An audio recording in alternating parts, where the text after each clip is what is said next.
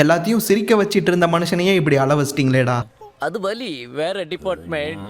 என்ன நடந்திருக்குன்னா, கருப்பு படம் திரும்பவும் டிலே ஆயிருக்குது. ஏற்கனவே ஏகப்பட்ட டிலே, போஸ்ட்போன்லாம் தாண்டி இன்னைக்கு படம் ரிலீஸ் ஆக வேண்டியது. காலையில 9 மணிக்கு ரிலீஸ் ஆக வேண்டியது.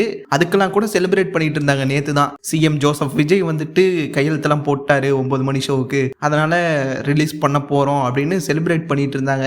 அப்படி இருக்கக்குள்ள இன்னைக்கு படம் காலையிலேயே டிலே ஆயிருக்குது. டிக்கெட் புக் பண்ணவங்கலாம் அதிருப்தியில போராட்டமே பண்ணிட்டு இருக்காங்க. அதுவும் இந்த சவுத்துல மட்டும் தான் டிலே ஆயிருக்குது. நார்த் சைட்லலாம் ரிலீஸ் பண்ணதா சொல்றாங்க.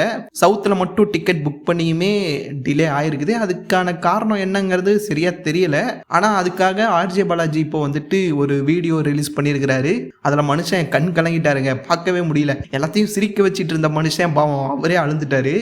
ரொம்பவே கஷ்டம் தான். ஏன்னா இவ்வளவு தூரம் படத்தை எடுத்து போஸ்ட்பான்லாம் தாண்டி இன்னைக்கு காலையில ரிலீஸ் ஆக வேண்டிய படம் டிலேங்கக்குள்ள அது ரொம்பவே கஷ்டமா தான் இருக்கும். எப்படியாச்சும் சாயந்தரத்துக்குள்ளார ரிலீஸ் பண்ணிடுவோம், 6 மணி ஷோக்கெல்லாம் ரிலீஸ் பண்ணிடுவோம், அதுக்கான முயற்சியில் தான் இருக்கிறோம் அப்படின்னு சொல்லியிருக்கிறாரு.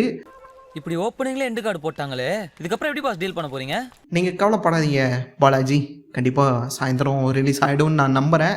பார்ப்போம். இனி ஜெயிக்கிறதும் தோக்கறதும் உங்ககிட்ட தான்டா இருக்கு.